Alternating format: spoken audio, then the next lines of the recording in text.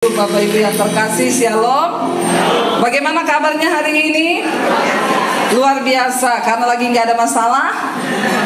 Lagi ada masalah? Haleluya. Siapa yang lagi ada masalah?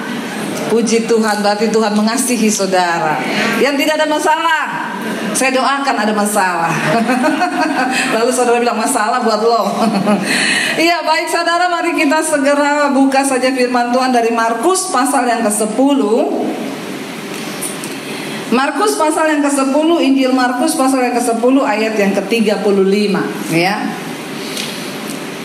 Ya, kita di sana melihat judul perikopnya adalah permintaan Yakobus dan Yohanes, ya. Jadi saudara, ketika Yesus sudah memberitahukan bahwa dia akan mati, dia akan disalib, dia akan menderita, tetapi dia akan bangkit dan dimuliakan. Lalu Yakobus dan Yohanes meminta sesuatu. Markus 10 ayat 35. Ya, Markus 10 ayat 35 kita baca sama-sama. Kalau sudah dapat katakan ya, ada di sini. Ya, kita baca 1, 2, 3. Lalu Yakobus dan Yohanes, anak-anak Zebedeus, mendekati Yesus dan berkata kepadanya, "Guru, kami harap supaya engkau kiranya mengabulkan suatu permintaan kami." Jadi Yohanes dan Yakobus datang sama Yesus dekat-dekat lalu ngomong, "Tuhan, kabulkan dong, kami punya permintaan." Ya, Yesus sudah mau disengsarakan, ini mau ke Yerusalem untuk disiksa dan dibunuh. Lalu ayat 36 kita baca sama-sama. Yesus berkata apa? Iya. Ayo saudara baca 1, 2, 3. Jawabnya, "Apa yang aku perbuat bagimu?" Ya. Yesus tanya, "Apa yang kamu kehendaki, apa yang bisa aku perbuat bagimu?" Ya, ayat yang ke-37 baca sama-sama. Lalu kata mereka, "Perkenankanlah kami duduk dalam kemuliaan-Mu kelak, yang seorang lagi di sebelah kanan-Mu dan yang seorang di sebelah kiri-Mu." Ya, jadi saudara, karena mereka sudah mendengar Yesus akan mati, disalib, lalu dimuliakan naik ke sorga, mereka lebih dulu dekat-dekat sama Yesus. Pengen dapat kedudukan di sorga. Siapa yang pengen kedudukan? Haleluya. Itu ada kursi banyak, duduk aja. Ya. Kenapa? Karena kedudukan itu berbicara tentang sebuah kehormatan, sebuah jabatan, sebuah tempat yang nyaman. Semua orang pasti pengen kedudukan, ya. Orang Medan itu naik bus saudara, ya, karena nggak ada tempat, dia mau duduk jadi dia berdiri. Waktu sampai di tempat tujuan ditanya, "Gimana bang kabarnya?" "Dari kenaikan sampai keturunan tidak pernah ada kedudukan." Maksudnya dia dari dia naik di bus sampai dia turun lagi tidak pernah duduk. Ya, jadi saudara malam ini dapat kedudukan. Semua duduk kan, tidak ada yang berdiri kan, kecuali itu pemegang soundman itu, dia berdiri terus, tapi sebenarnya ada duduk di belakang. Nah saudara, Yohanes dan Yakobus duluan dekat-dekat Yesus. Mereka ini kan saudara, kepengen dapat kedudukan nanti kalau sudah di sorga. Yesus dia bilang, "Ingat ya, nanti kalau engkau sudah di sorga, Yakobus duduk sebelah kanan, Yohanes sebelah kiri." Wow enggak? Mereka sudah merancang, kepengen dapat yang mulia. Kita semua pengen dapat yang enak enggak?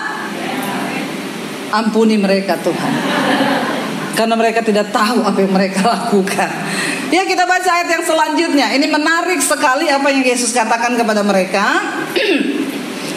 Yesus berkata begini, ayat 38 sama-sama 1, 2, 3.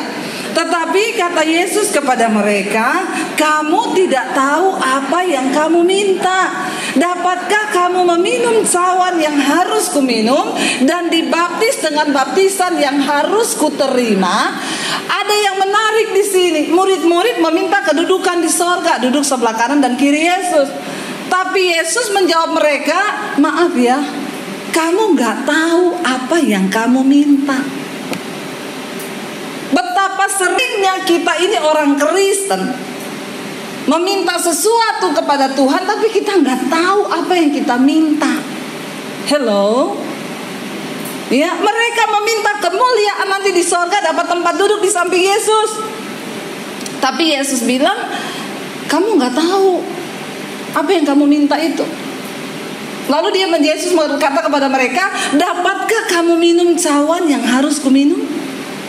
Dan dibaptis dengan baptisan yang akan kuterima? Dalam artian yang lain, Yesus sedang berusaha menerangkan begini saudara, tidak pernah ada kemuliaan tanpa penderitaan. Siapa yang mau dimuliakan? Berarti saudara siap menderita. Ini cara kerjanya Tuhan, amin. Tapi orang Kristen zaman now pengennya dimuliakan, tapi nggak mau menderita. Nah, kebanyakan minum ragi kan, maunya yang instan. Nggak ada ikut Yesus instan, nggak ada. Makanya saudara, jangan suka iri lihat keberhasilan dan kesuksesan orang lain. Kenapa? Karena di balik semua kesuksesan itu ada cerita perjuangan. Amin. Seringkali kita cuma lihat teman-teman saya pada ngomong gini, enak banget dia Devia, kamu sekarang jadi hamba Tuhan, diundang kemana-mana. Saya tanya sama mereka, dulu ketika saya diproses, ada yang tahu nggak? Nggak ada kan? Ketika saya diusir dari keluarga saya, ketika saya tidak punya makanan, ketika saya nggak punya uang, ketika saya tidak punya apa-apa di hidup ini, ada yang melihat saya? Nggak ada kan? Ketika saya sedang diproses Tuhan untuk berakar ke bawah, itu nggak enak, nggak ada orang yang lihat. Ketika sekarang Tuhan mulai angkat saya, semua orang melihat dan berkata, enak ya. Saya kemarin baru pulang dari Palu saudara. Ada yang bertanya sama saya gini di Instagram, Bu, ibu kok sering banget ke Palu? Ada apa dengan Palu? Bukan karena saya pernah ke Palu, ya. Lalu saya kemarin dengan suami saya ke sana, ya, saya ketemu beberapa teman lama. Lalu ada teman yang bilang gini, Bu, kenapa ibu nggak bikin kisah ibu dulu waktu di kota Palu? Saudara, kenapa tahu Palu itu begitu berkesan buat saya? Waktu saya diusir dari rumah saya, dari Poso, saya menuju ke kota Palu. Palu adalah tempat saya diproses berakar di dalam Kristus. Lalu kemarin saya dan suami akhirnya pergi ke tempat kos-kosan saya dulu waktu diusir. Kita cari saudara tempat itu. Ya, saya ajak satu orang teman, di mana tempat itu di jalan ini? Kamu masih ingat nggak tempatnya? Ya masih. Ayo kita cari. Kita cari ketemu. Rumahnya belum diperbaiki, masih seperti yang dulu, sudah mulai hancur, plafonnya udah jatuh. Saya bilang sama suami saya di sini dulu saya numpang di kos-kosan ini. Saya ajak teman satu kamar saya. Nanti saudara saksikan di channel YouTube saya. Jangan lupa like, subscribe, dan share. Ya, jadi sama suami saya di syuting itu tempatnya. Saya ajak satu teman saya yang satu kamar dulu sama saya. Ya, dia juga berkisah, saya juga menangis di situ. Saya bilang, kamu ingat nggak dulu saya itu kita bingung saudara. Dulu kita itu anak kos di situ ya. Jadi beberapa orang, beberapa anak perempuan, wanita di situ. Ada yang kerja, ada yang kuliah. Lalu suami saya juga jadi saksi. Kemarin teman saya cerita, dia bilang gini, kita dulu nggak ada pendeta di rumah ini loh. Tapi setiap malam kita ada doa malam. Setiap hari kita baca Alkitab, ya. Lalu teman saya itu bilang, ya karena Debbie lah penggeraknya. Dulu ketika saya pertama kali bertobat, saudara, saya tinggal di rumah itu. Kalau mereka udah berangkat kerja, berangkat kuliah, tinggal saya sendiri di rumah itu. Ngapain? Saya cuci baju, saya nyetrika, saya nyapu, saya ngepel, saya masak. Kenapa? Ya saya tahu diri, saya numpang makan di situ, saya nggak bayar kos. Karena saya memang nggak punya apa-apa. Tidak ada satu orang pun ya yang akan mengalami penderitaan terhebat di dunia ini saudara, selain ketika kita diproses menghadapi diri kita sendiri. Waktu itu bagi saya itu pergumulan terberat. Kenapa? Nggak ada uang 1 sen pun di tangan. 1 sen pun nggak ada uang di tangan. Yang kedua, tidak ada satu manusia pun yang bisa saya taruh dan sandarkan hidup saya kepada dia. Saudara pernah merasakan hidup yang seperti itu? Di mana saudara tidak punya satu saudara pun yang saudara bisa andalkan. untuk saudara minta tolong kalau ada apa-apa, benar-benar sebatang kara. Yang kedua, tidak ada uang 1 sen pun di tangan. Ada yang pernah hidup tanpa uang 1 sen pun di tangan? Berat nggak saudara? Bahkan untuk melalui 1 hari itu kita bisa makan, itu udah puji Tuhan, haleluya 12 kali. Teman saya kemarin cerita sama suami saya, Mas, kita dulu di sini sering puasa terpaksa. Saudara bisa tertawa hari ini, tapi waktu itu saya menangis. Kenapa? Nggak ada apa-apa untuk dimakan. Dan kita nggak pernah bisa pergi ke siapa untuk minta beras atau apa. Tidak ada satu orang pun yang tahu pergumulan kita dulu. Ya, saya cerita sama suami saya, di sini di rumah inilah. Kalau semua udah pergi kuliah, udah pergi kerja, saya yang tersisa di rumah situ ngapain? Saya nangis menjerit kepada Tuhan. Tuhan, apa yang sedang Tuhan lakukan dengan hidup saya? Kadang setan datang, pulang ke keluargamu, ngapain kamu tinggal di sini jadi pembantu? Goblok. Jadi Kristen, jadi pembantu, ngapain? Saya cuma ingat firman Tuhan berkata, aku telah dibeli dan hargaku lunas dibayar. Dan karena itu hidupku sekarang bukan milikku lagi, tapi milik Kristus. Firman Tuhan yang terus memberikan saya kekuatan untuk bertahan, dan tidak mudah saudara. 1 tahun saya diproses, 1 tahun tanpa uang. Lalu saya ajak suami saya bilang gini, kita pergi ke Yayasan Hosana. Itu tempat saya dulu pelayanan sebagai pendoa syafaat. Nggak dikasih duit, nggak. Saya tunjukin tempatnya, di sinilah setiap jam 12 siang. Saya jalan kaki ke tempat itu, lalu saya berdoa di sana. Kita berdoa buat bangsa, kita berdoa buat kota. Nggak ada yang suruh, nggak ada pendeta. Ya, makanya saya pikir-pikir zaman dulu kok, ya kita tuh di kos-kosan itu semua bikin persekutuan, nggak ada pendeta loh. Zaman sekarang kos-kosan banyak yang kumpul kebo. Ya, nggak tahu ini rohnya ini apa yang sedang terjadi. Ya, kita dulu tuh doa saudara. Siang itu saya datang ke persekutuan itu jam 12, doa sampai jam, lumayan kan puasa kan.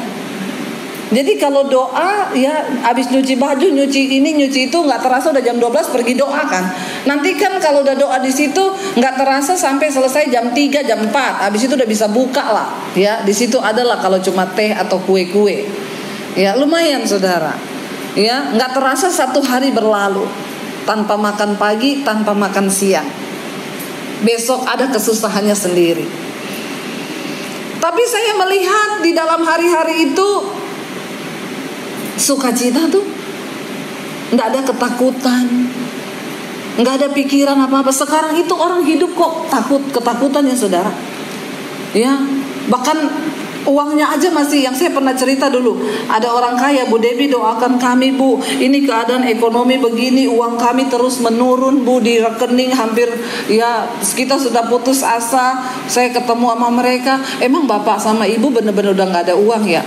Istrinya nyaut, ya kalau dihitung-hitung sih berapa ya Pak? Ya kalau sama yang di Singapura masih ada 20 eman lah Bu. Saya gampar juga ini. Saya bilang berapa Pak?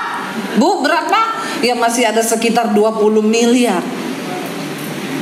Itu udah ketakutan, udah cekot-cekot, udah mau mati loh. Tadinya udah mau saya pinjemin 500.000 loh.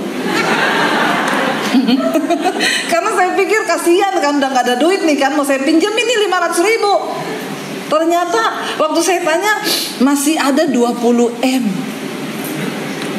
Kenapa udah ketakutan? Soalnya dulu kan 20 M itu bertambah terus Bu. Sekarang gak ada pemasukan, malah mulai keambil nih yang 20 M. Makanya saudara ya, orang itu kalau gak siap kaya jangan minta kaya. Amin. Amin saudara. Karena untuk bisa jadi kaya itu juga anugerah. Kenapa? Kalau kamu kaya terus gak berbahagia jadi ketakutan, kan mending gak usah kaya. Bener gak? Saya kalau ingat-ingat dulu, saya bilang sama suami saya, dulu saya tinggal di kos-kosan itu gak ada uang 1 sen pun, tapi gak ada takut. ke gereja, yuk hari Minggu yuk pelayanan jadi singers, yuk ke gereja yuk, naik apa? Nggak ada duit, jalan kaki, yuk jalan kaki loh, sekitar 3-4 kilo jalan kaki. Karena singers pakai sepatu tinggi kan, ada haknya, ditenteng sepatunya. Loh bener saudara, kemarin saya melewati jalan-jalan itu di kota Palu, saya tunjukin sama suami saya, ya ini tempat kami dulu, tempat penderitaan di mana Tuhan membentuk saya, dan tidak ada seorang pun yang melihat, nggak ada seorang pun yang tahu. Saya bilang sama suami saya, termasuk kamu nggak tahu.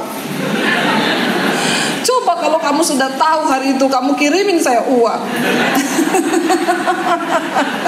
Ya, tapi kan dia belum tahu saudara. Jadi kalau hari ini orang melihat, ya Tuhan saya pengen, Tuhan bikin dong saya seperti dia, mau nggak jalani apa yang saya pernah jalani? Amin. Makanya Yesus bilang kepada Yohanes dan Yakobus, kamu nggak tahu apa yang kamu minta. Karena dengar Yesus bilang dia mau mati tapi dia akan dimuliakan naik ke sorga, boro-boro mereka langsung ngomong, mau dong Tuhan duduk di sebelah kanan dan kirimu di sorga, mau dong. Tuhan bilang nggak ngerti kamu. Makanya saudara, kenapa mereka meminta itu? Yang pertama, karena mereka tidak tahu tujuan mereka ikut Yesus itu apa. Orang Kristen yang tidak mengerti tujuannya ikut Yesus itu apa? Bahaya. Doanya doa yang ambisi, doa yang sesuai dengan keinginannya, ya, doa yang mendesak Tuhan. Ya sekarang ini saudara hati-hati, banyak pengajaran yang mengajarkan hal-hal yang palsu. Ya ada seorang pendeta berkata, saudara kalau engkau sungguh-sungguh ikut Yesus maka hidupmu itu harusnya bahagia. Kalau engkau punya banyak masalah berarti engkau diganggu setan. Ya, saudara, Rasul Paulus, kalau saudara baca semua tokoh di Alkitab, yang dicatat di dalam Alkitab hanya penderitaan dan persoalan. Mulai dari siapa? Dari Adam, Hawa, Kain, Habel, itu semua udah masalah. Sampai kepada siapa saudara di Alkitab? Sebut siapa yang Tuhan pakai? Abraham. Ketika akan diberi anak perjanjian, kenapa nggak Tuhan bilang ini, Abraham tenang, besok tak kasih anak itu, besok tunggu aja, tidur malam besok hamil, kan enak kan? Tuhan menjanjikan seorang anak buat Abraham tanpa batasan waktu. Dan celakanya lagi, Sarah sudah menopause. Bener gak? Sesuatu yang bertentangan dengan logika. Bagaimana Abraham bisa percaya akan janji Tuhan kalau istrinya sudah menopause? Semua juga dokter ahli kandungan bilang gak bisa. Ya, Dokter Boyko juga bilang, aduh maaf sudah tidak bisa. Kalau memang itu sudah menopause, tidak ada lagi jalan keluar. Ibu tidak usah mimpi untuk hamil. Kenapa? Karena secara kedokteran sudah tidak mungkin. Kenapa Tuhan melakukan hal-hal yang secara logika itu gak masuk akal? Dan rasanya menyulitkan Abraham kan? Sampai akhirnya Sarah bilang, Pak, lu lihat kan, sampai kapan lu mau tunggu janji Tuhan itu? Saya sudah mati haid, sudah menopause. Mending tidurin aja itu Hagar, pembantu kita. Mungkin kamu bisa punya anak tapi lewat dia. Bapak-bapak disuruh tidur sama perempuan lain. Oh haleluya. Ya. Bapak-bapak, kira-kira kalau istrimu ngomong begitu,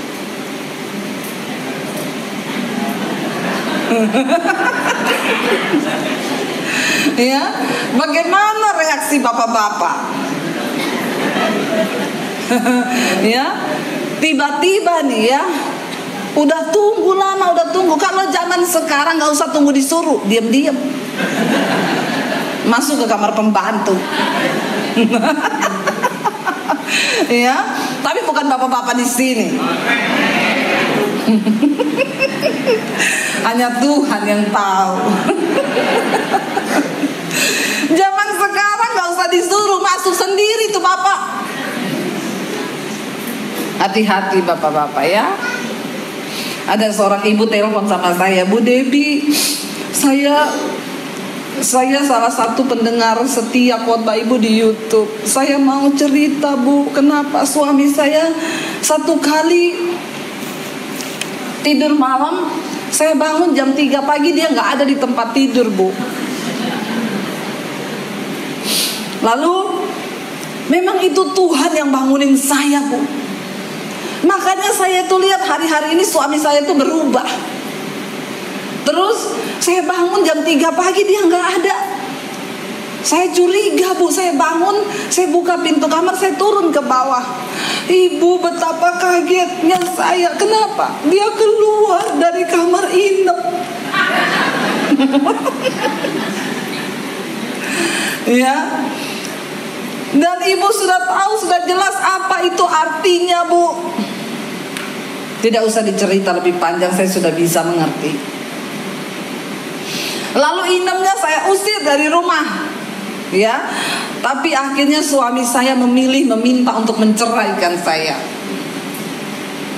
karena dia mau bersatu dengan Inem. Tapi bukan karena ibunya sudah mati haid loh. Apalagi Abraham waktu itu sama istrinya disuruh, coba aja, mungkin dari pembantu kamu bisa dapat anak. Kenapa? Karena udah gak masuk akal. Yang Tuhan janji itu sudah tidak masuk akal. Tidak ada kemuliaan yang diterima dengan mudah, saudara, gak ada. Kenapa Tuhan bekerja dengan cara begitu? Supaya engkau punya iman yang terlatih. Amin. Karena bagi Tuhan untuk mengubah keadaanmu itu mudah, tapi yang menjadi sulit bagi Tuhan mengubah sikap hatimu.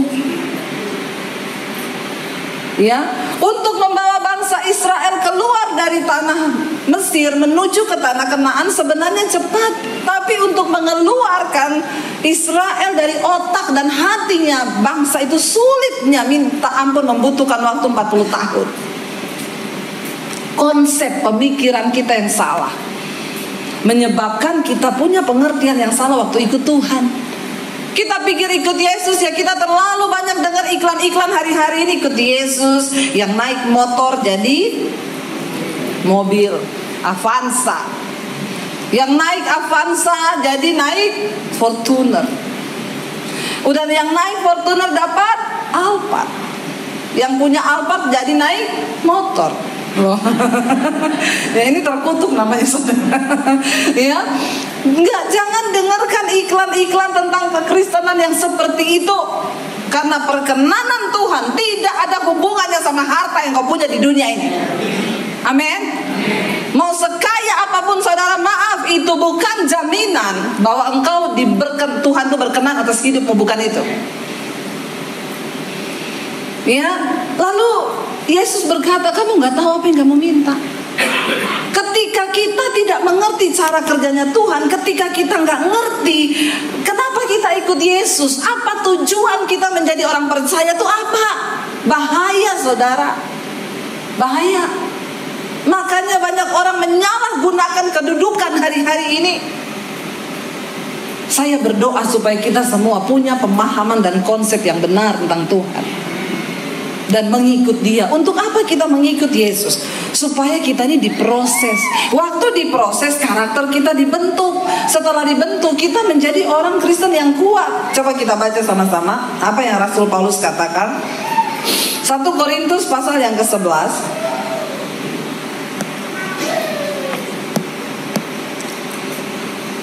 2 Korintus 11, maaf, mulai ayat 23. 2 Korintus pasal yang ke-11 mulai ayat yang ke-23.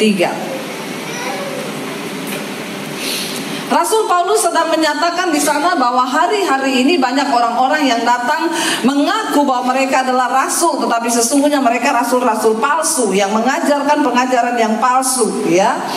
Rasul Paulus bilang mereka hidup dengan kedagingan, dengan keduniawian. Lalu dia berkata begini, 2 Korintus pasal yang ke-11 ayat yang ke-23. Kita baca sama-sama dulu, ya. 2 Kita baca sama-sama ayat 23, 1, 2, 3. Apakah mereka pelayan Kristus? Aku berkata seperti orang gila, aku lebih lagi. Aku lebih banyak berjerih lelah, lebih sering di dalam penjara, didera kerap kali dalam bahaya maut. Ayat berikutnya berkata, 5 kali aku disesa orang Yahudi, setiap kali 40 kurang 1. Ayat yang berikutnya kita baca, 3 kali aku didera, 1 kali aku dilempari dengan batu, 3 kali mengalami karam kapal, sehari semalam aku terkatung-katung di tengah laut. Ya, yang selanjutnya ayat berikutnya, dalam perjalananku aku sering diancam bahaya banjir dan bahaya penyamun, bahaya dari pihak orang-orang Yahudi dan dari pihak orang-orang bukan Yahudi, bahaya di kota, bahaya di padang gurun, bahaya di tengah laut, dan bahaya dari pihak saudara-saudara palsu. Berikutnya, aku banyak berjerih lelah dan bekerja, kerap kali aku tidak tidur. Aku lapar dan dahaga, kerap kali aku berpuasa, kedinginan dan tanpa pakaian. Berikutnya, dan dengan tidak menyebut banyak hal lain lagi, urusanku sehari-hari yaitu untuk memelihara semua jemaat-jemaat. Yang selanjutnya, jika ada orang merasa lemah, tidakkah aku turut merasa lemah? Jika ada orang yang tersandung, tidakkah hatiku hancur oleh duka cita? Berikutnya, jika aku harus bermegah, maka aku akan bermegah atas kelemahanku. Berikutnya, Allah yaitu Bapa dari Yesus Tuhan kita yang terpuji selama-lamanya tahu bahwa aku tidak berdusta. Masih ada ayat yang selanjutnya.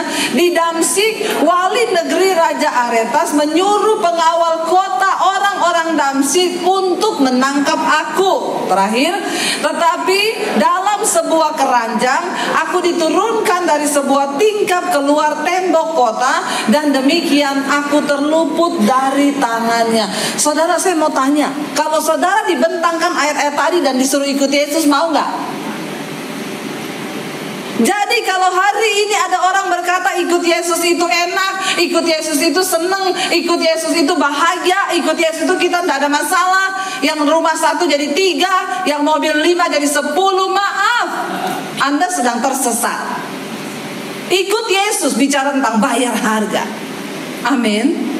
Ikut Yesus itu kedagingan kita sedang dihancurkan, saudara. Ada pemahaman, ada prinsip yang berbeda yang harus kita dapat dari Tuhan. Ikut Yesus itu bukannya enak bagi daging, tidak enak buat daging kita. Kenapa? Karena ada kemuliaan besar yang akan engkau terima yang jauh melampaui penderitaanmu hari-hari ini.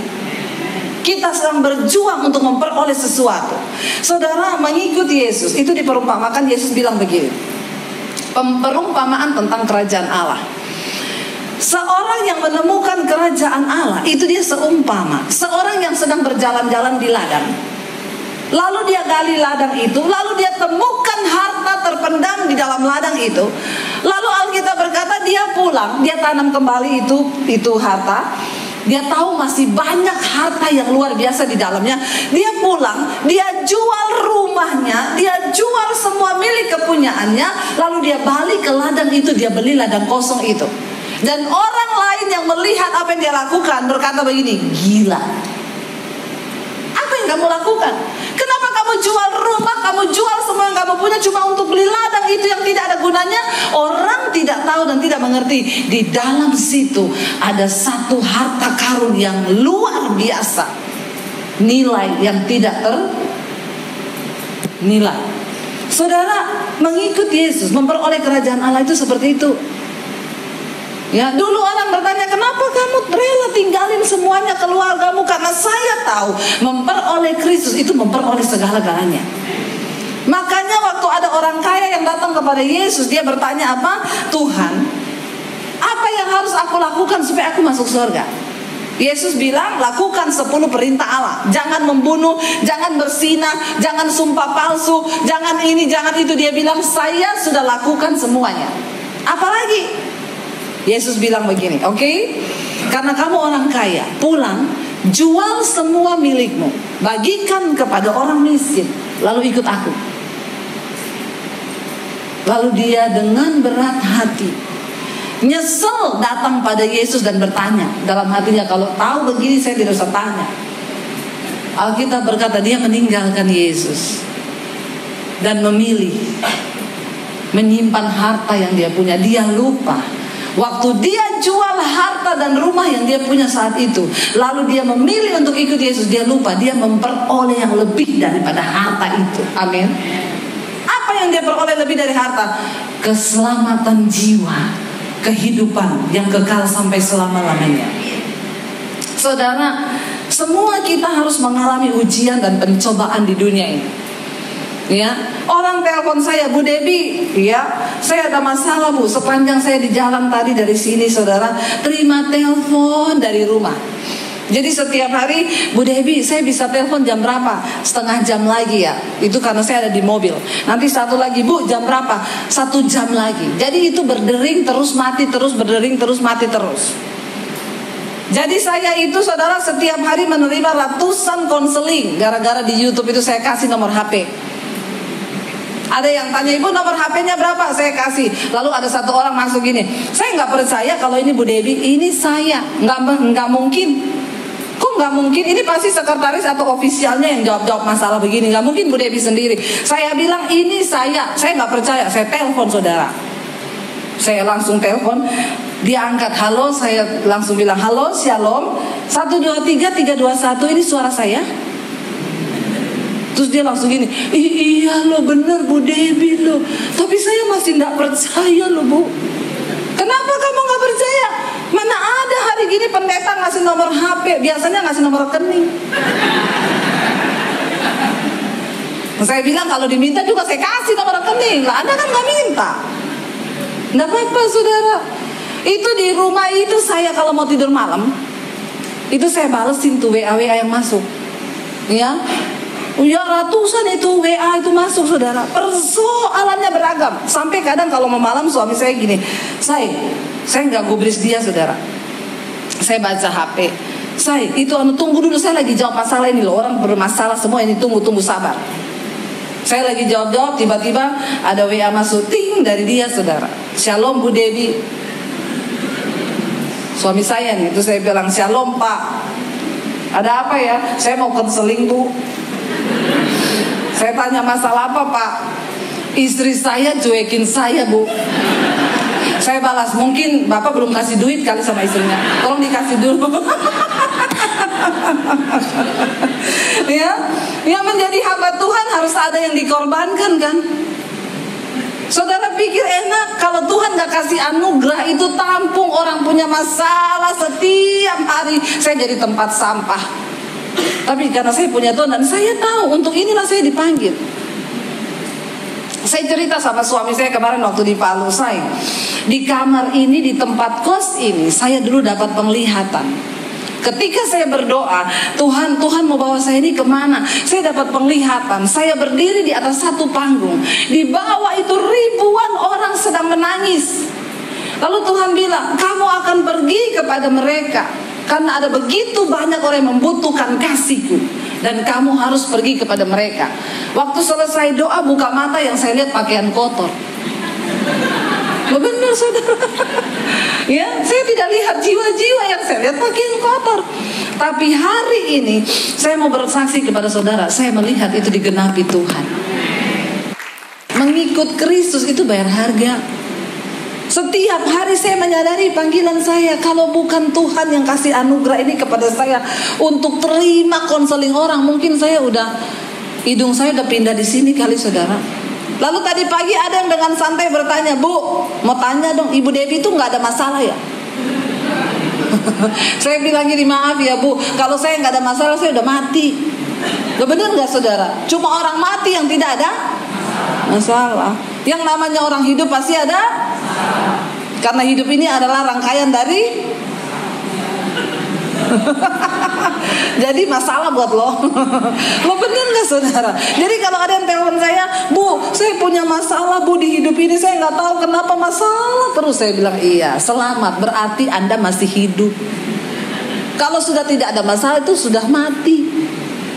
Ya, lihat kanan kirimu, kamu ada masalah ya? Selamat, kamu masih hidup.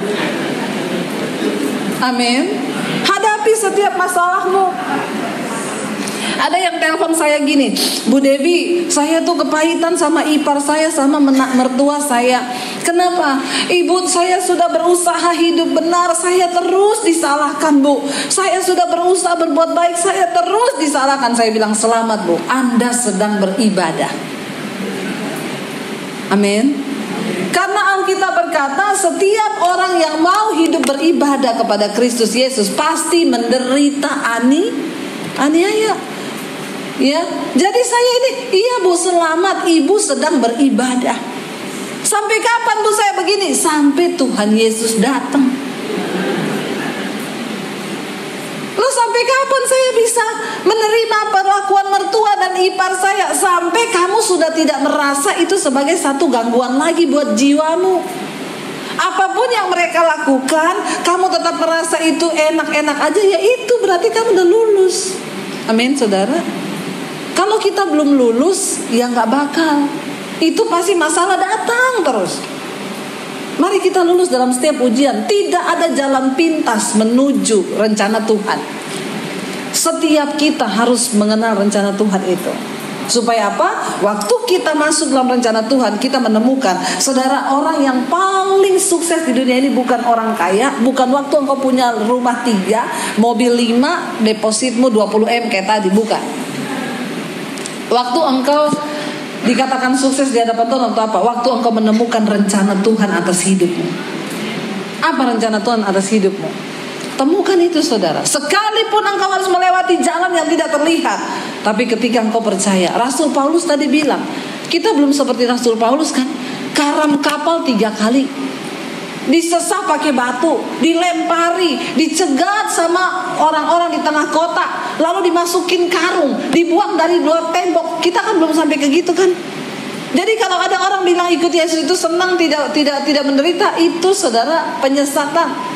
Saya mau bilang, saudara, hari ini mari kita bayar harga. Kenapa? Waktunya sudah singkat. Lihat ini panas yang begini ini, saya tuh kalau baca-baca artikel tuh ngeri, saudara, ya. Magnet bumi berubah, ya. Ketika magnet bumi berubah, itu suhu tidak bisa diprediksi lagi.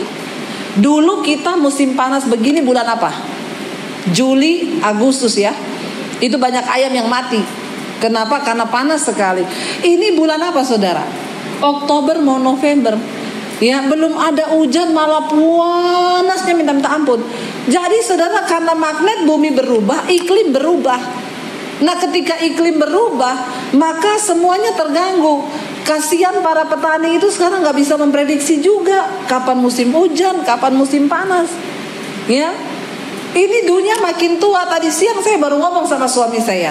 Saudara rasakan siang itu, aduh, kayak mau meledak badan ini ya. Apalagi kalau keluar dari ruangan ber-AC, saudara.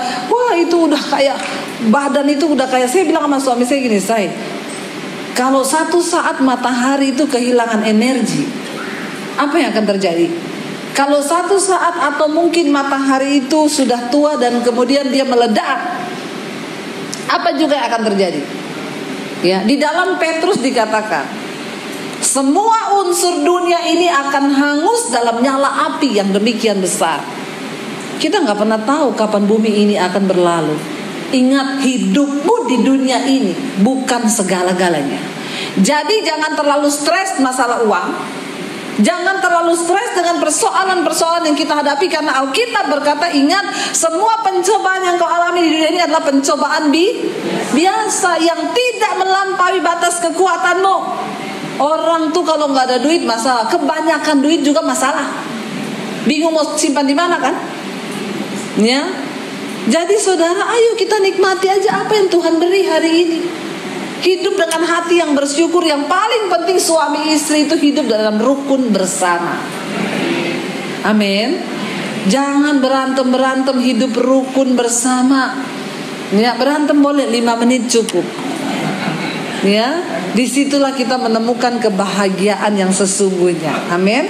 Yang terakhir, mari kita baca ayatnya. Apa yang yang Yesus katakan kepada muridnya itu, mereka nggak tahu apa yang mereka minta karena apa. Yuk kita baca sama-sama firman Tuhan dari 1 Korintus pasal yang ketiga ayat 13 dulu dan ayat yang ke-14. 1 Korintus 3 ayat 13 dan 14. Saudara, ya, kita tahu bahwa semua yang kita lakukan di dunia ini satu saat akan diuji. Mari kita baca sama-sama 1, 2, 3. Sekali kelak pekerjaan masing-masing orang akan nampak, karena hari Tuhan akan menyatakannya, sebab ia akan nampak dengan api, dan bagaimana pekerjaan masing-masing orang akan diuji oleh api itu. Hari ini kita semua sedang membangun pekerjaan. Apa itu pekerjaan? Dalam rumah tangga itu pelayanan kita. Di dalam pekerjaan kita itu bisnis kita, itu pelayanan kita. Ya, tadi siang saya diundang di salah satu persekutuan wanita. Temanya adalah melayani Tuhan bersama dengan keluarga. Saya bilang gini, kita perlu perbaharui dulu konsep pelayanan. Jangan berpikir pelayanan itu di gereja. Ya, konsep pelayanan kita seorang Kristen seringkali salah. Kita pikir, oh kalau kita jadi asyir, kita berdiri di sini sebagai pengkhotbah, singer, worship leader, pemain musik, oh itu pelayan Tuhan.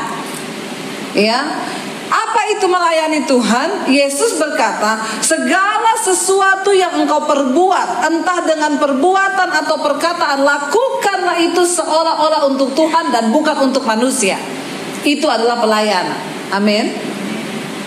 Konsep kita melayani Tuhan itu dulu. Makanya sekarang banyak orang, ya, sudah pelayanan tapi karakternya saudara tidak terbentuk. Kenapa? Karena konsepnya itu salah. Ya, kita itu melayani Tuhan, di rumah itu melayani Tuhan. Waktu istri melayani suami, itu juga melayani Tuhan. Amin. Waktu suami mengasihi istri, itu juga melayani Tuhan. Saudara, kita kemarin dikejutkan ya, anak SMA bunuh gurunya, ditikam karena gurunya negur dia merokok di halaman sekolah.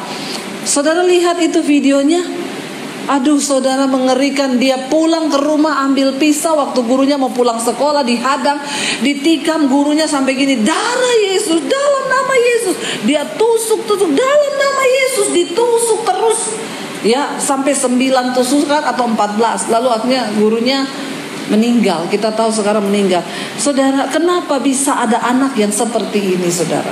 Karena dia tidak menemukan kasih sayang di dalam keluarga. Mari kita baharui konsep pelayanan kita. Jangan cuma pintar di gereja, tapi benahi dulu di dalam rumah tangga kita. Kenapa ada anak-anak yang begitu liar saudara seperti ini? Saya yakin itu di rumah anak ini tiap hari dengar kata-kata yang anarkis tuh dari orang tuanya. Dia pasti tiap hari lihat orang tuanya berantem, ya, atau dia dikata-katain sama mamanya, dasar anak durhaka, anak ini. Dia simpan itu, dia tinggal tunggu cari sasaran.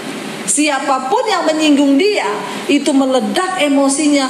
Kalau nonton videonya saya nggak tega loh. Itu gurunya sambil menangis teriak, dalam nama Yesus, dalam nama Yesus. Ditikam saudara sampai berulang-ulang kali. Ya, dan akhirnya gurunya meninggal. Umurnya baru 43 tahun gurunya. Anak ini kelas 2 saudara.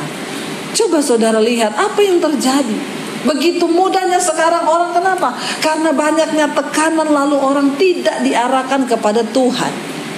Karena kurangnya orang tua menjadi teladan di tengah rumah tangga. Bapak ibu yang terkasih, mari ajar anak-anakmu untuk takut akan Tuhan. Ajari mereka firman Tuhan. Kita harus menjadi sahabat buat anak-anak kita, ya, supaya anak-anak kita itu jangan masih SMP sudah pacaran. Kenapa? Karena mereka nggak temukan kasih sayang dalam rumah tangga. Saya berdoa buat setiap kita di sini. Mari kita memulai dari dalam diri kita sendiri, mengenal kenapa hari-hari ini pekerjaan setiap kita akan diuji, dan api itu yang akan mengujinya. Oke, ayat yang terakhir, benar-benar terakhir. Kita buka bersama di dalam Markus, Injil Markus pasal yang ke-10, lanjutannya tadi ayat 43 sampai ayat 45. Markus 10 ayat 43-45, saya undang Imam Musi untuk maju ke depan. Markus 10 ayat 43 sampai 45, 1, 2, 3. Karena itu Tuhan Yesus berkata apa? Barang siapa, benar ya, Markus 10 ayat 43 sampai 45. Baca sama-sama. Ya. Tidaklah demikian di antara kamu, ya. Barang siapa ingin menjadi terbesar di antara kamu, hendaklah ia menjadi pelayanmu. Ya, Yesus berkata, maaf Yakobus dan Yohanes, engkau salah meminta. Nih, tidaklah demikian di antara kamu.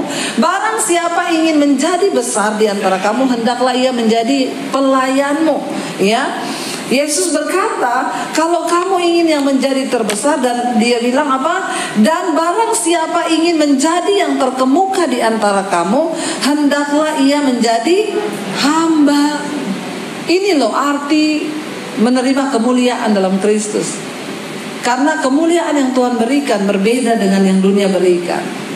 Kalau orang dimuliakan berpikir dia disanjung, dia ditinggikan. Maka Tuhan bilang enggak, bukan itu. Kalau engkau mau dimuliakan, engkau harus direndahkan. Dan orang-orang yang direndahkan, Yesus berkata apa? Iya, bukan aku yang berhak memberikan tempat duduk itu kepadamu, tapi Bapakku. Dan tempat itu disediakan bagi mereka yang layak untuk menerima tempat itu. Siapa yang menentukan? Diri kita. Waktu engkau mau diproses, waktu engkau mau direndahkan, waktu engkau mau berkata, Tuhan saya mau Tuhan, apapun penderitaan yang saya hadapi sekarang, saya tahu membawa saya kepada kemuliaan. Sampai akhir kami menutup mata kami mau tetap setia Tuhan. Mari kita bangkit.